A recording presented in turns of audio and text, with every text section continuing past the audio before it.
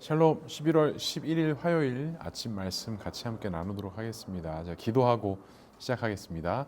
사랑과 은혜가 풍성하신 하나님 아버지 은혜를 감사합니다. 오늘도 우리에게 귀하고 복된 날 주셔서 오늘도 주의 말씀과 은혜로 하루를 시작합니다.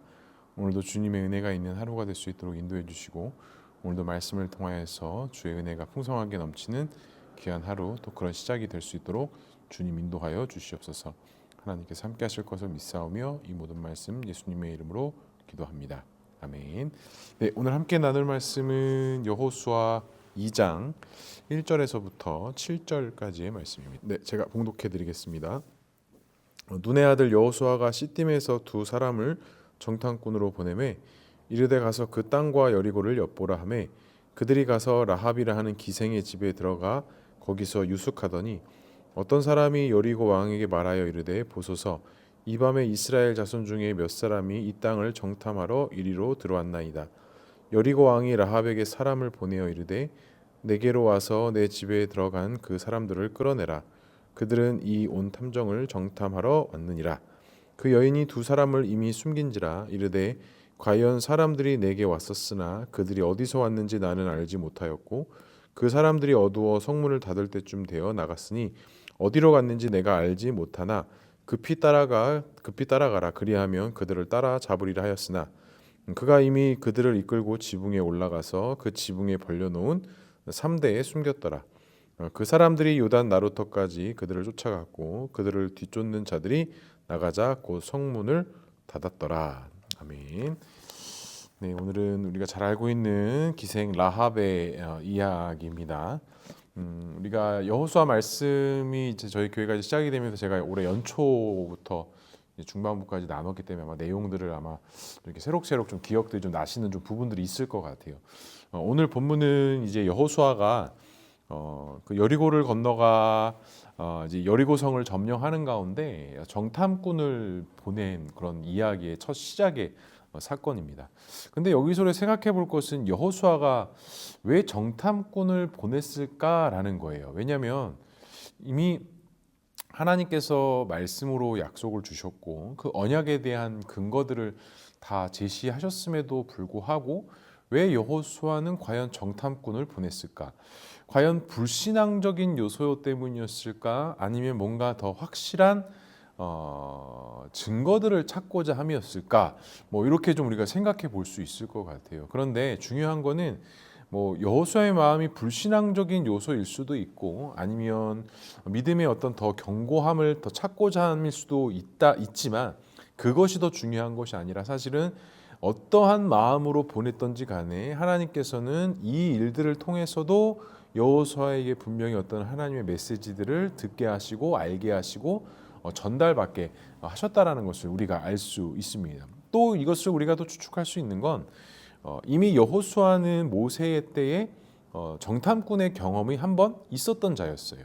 그러니까 이미 12명의 정탐꾼 중에 그 여호수아와 갈렙만이 우리가 차지할 만한 땅이다라고 하면서 그 땅을 믿음의 눈으로 봤던 경험이 있는 사람이었기 때문에 아마 여호수아는 여러 가지 의무와 여러 가지 의도로 차원에서 아마 여리고로 정탐꾼의 두 사람을 보내지 않았을까 생각합니다. 그런데 참 특이한 것은 이 정탐꾼들이 왜 기생 라합의 집에 들어갔냐라는 거예요. 여기서 보면 우리가 조금 좀 추측하고 예상할 수 있는 건 여호수아의 의도나 이 정탐꾼들의 의도가 어떠한 정보를 얻고자 기생의 집에 과연 들어갔을까? 정탐꾼으로 봤다면 물론 이 여리고 상황의 전반적인 어떤 상황들 또 우리가 점령해야 되는 상황이었기 때문에 어떤 군사적인 정보나 그들의 어떤 핵심 시설에 대한 정보나 이야기들이 분명히 필요했을 거라는 거예요. 그렇기 때문에 이 정탐꾼들은 그런 군사적인 정보들을 잘 알기 위한 것이 바로 기생 라합의 집의 선택이었다라는 겁니다. 이유는 뭐 우리가 예전 라합의 사건 말씀 나눠서 기억하실지 모르겠지만 이 기생 라합이 사실 지금 성벽을 중심으로 해서 삶을 살았거든요. 그리고 이때 당시에 자료들을 찾아보면 당시 성벽이 이제 외벽과 내벽으로 이루어진 이중 성벽이었는데 이제 그곳에 어떤 작은 공간들이 있었다고 합니다. 근데 이런 공간들에서 누가 살고 있었느냐?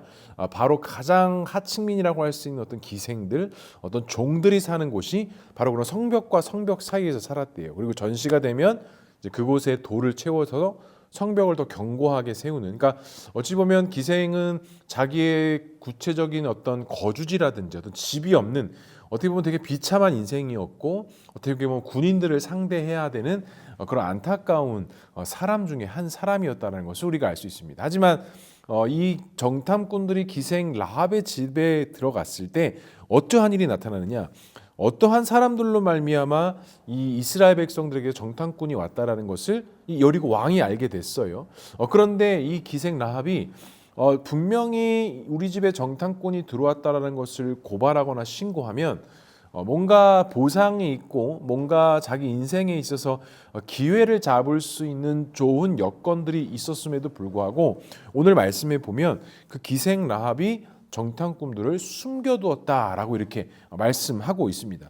다시 말하자면 이 기생 라합은 자신의 어떤 인생의 역전보다도 뭔가 이 이스라엘 백성들 속에서 온 정탐꾼들에게 뭔가 더 중요한 가치들을 발견하고 있었다라는 거예요.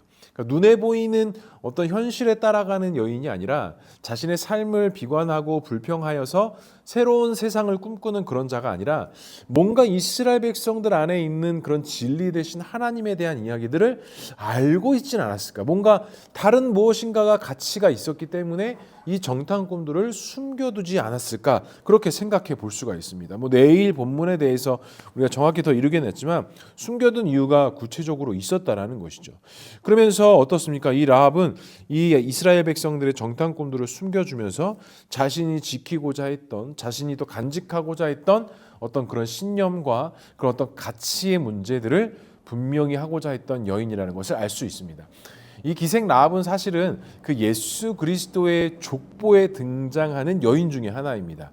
그렇기 때문에 이 기생 라합의 사건이 여호수아에 등장한다라는 것은 이 세상을 구원하시기로 따졌던 그 구원의 언약의 약속에 되게 중요한 중심의 축에 있었다라는 것을 우리가 알 수 있죠. 결국엔 이 기생 라합의 헌신, 이의 어떤 결단, 이가 가지고 있었던 어떤 믿음을 가지고 하나님께서 귀히 여기셨고 또 그와 같은 가치들을 알았기 때문에 그때 당시 여리고의 왕의 명령보다는 정말 이스라엘 백성들의 이 정탐꾼들을 숨겨줌으로써 자기가 정말 지키고 소망하고자 했던 진정한 변화와 진정한 자신의 어떤 달라진 삶을 살아가는 것이 어디에서부터 무엇에서부터 오는지를 아마 이 기생 라합은 분명히 알고 있었다라는 것입니다. 사랑하는 성도 여러분, 오늘 이 말씀을 통해서 좀 우리에게 적용하고자 하는 것은 과연 우리는 어떠한 길을 선택하고 있느냐라는 거예요. 또 오늘 우리가 하루의 삶을 살아가면서 우리는 어떠한 길을 선택해야 되느냐라는 거예요. 우리도 눈에 보여지는 현실 속에서 이 세상 속에서 편의와 좋은 것들을 따라 선택할 수 있지만 우리가 좀 라합의 이야기들을 좀 가까이 하면서 살펴볼 것은 분명한 것은 하나님에 대한 그 온전한 신뢰와 믿음을 가지고 이 세상에서 믿음으로 살 때 하나님께서 반드시 인도해 주시고 이끌어 가시는 정말 은혜의 그 길의 영역 속에 우리가 들어갈 수 있다라는 사실입니다. 사랑하는 성도, 오늘 하루가 우리의 삶 속에서 정말 어떤 세상의 풍조와 흐름에 따라 흘러가는 것이 아니라 하나님의 은혜의 말씀에 따라 좀 흘러갈 수 있는 그런 하루가 되었으면 좋겠습니다. 그래서 눈에 보여지는 현실 속의 선택이 아니라 믿음의 눈을 열고 주님이 행하시는 것들을 바라보고 또 그것들에 대해서 선포하고 간구하면서 나아갈 때 우리 안에 참 기쁨과 은혜가 있지 않을까 생각합니다. 오늘 하루도 주 안에서 말씀으로 승리하시고 주의 은혜 가운데 나아갈 수 있는 우리 모두가 되었으면 좋겠습니다. 오늘은 월요일이에요. 월요일 오후고요. 사실은 오늘 수원로의 그 원로 장로님들 한 30여 분께서 저희 교회를 방문하셔서 이렇게 같이 예배 드려 주시고 또 우리 교회를 위해서 헌금해 주시고 또 이렇게 기도해 주시고 가서 제가 오늘은 또 이렇게 손님 맞이해야 돼서 이렇게 정장을 입고 또 이렇게 하게 됐고 또 오늘 화요일 이렇게 새벽 예배를 사실 하게 된 영상으로 하게 된 이유는 사실은 저희 그 아들 지성이가 한 달 동안 이제 필리핀을 가게 됐습니다. 우리 정종진 선교사님 계신 그 선교지에 한 달 동안 지금 아니면 좀 갈 기회가 없을 것 같아서 또 저희가 또 내년에 필리핀 단기 선교도 가야 되고 그래서 미리 좀 가서 거기 청년들 학생들 좀 분위기도 보고 또 좋은 기회 속에서 또 지정해 고등학교 가기 전에 또 선교사님 목사님이랑 함께하면서 또 좋은 것들 보고 또 좋은 영향들을 좀 이렇게 받고 오면 하는 바람이 있어서 이렇게 한 달 동안 필리핀을 가게 돼서 아침 비행기로 가가지고요. 이렇게 공항에 좀 갔다 와야 될 것 같습니다. 그래서 오늘 이렇게 새벽 예배를 영상으로 하게 된 거를 좀 이해해 주시고 같이 함께 기도해 주시고 그렇게 또 우리가 함께 세워져 갔으면 좋겠습니다. 오늘 날씨가 참 좋습니다. 월요일인데 구름도 하나도 없는 것 같고요. 조금 쌀쌀해지긴 하지만 그래도 또 독감이 유행이라고 하는데 모두 감기 조심하시고 또 김장철인데 또 여기 또 고향이라든지 또 이렇게 김장하러 가셔야 되는 분들이 있는데 또 안전하게 또 좋은 일정들 가족들과 함께 할 수 있는 그런 은혜들이 있었으면 좋겠습니다. 네, 오늘 하루도 주의 은혜 가운데 승리하시고 오늘도 하나님의 은혜와 섭리 속에 우리 모두가 기뻐하고 감사할 수 있는 하루 되었으면 좋겠습니다. 기도하겠습니다. 사랑하는 하나님, 우리가 기생 라합의 그 결단과 헌신처럼 우리가 이 세상의 풍조와 흐름에 따라 결단하고 헌신하는 것이 아니라 하나님의 은혜의 말씀에 따라 결단하고 헌신할 수 있는 우리 모두가 될 수 있도록 주님 인도하여 주시옵소서. 오늘 하루가 그러한 삶 되게 하시고 오늘도 결단과 헌신을 통하여 나가는 우리 모두가 될 수 있도록 주님 인도하여 주시옵소서. 하나님께서 함께 하실 것을 믿사오며 이 모든 말씀 예수 그리스도의 이름으로 기도합니다. 아멘. 네, 오늘 하루도 주 안에서 승리하시기 바랍니다. 감사합니다.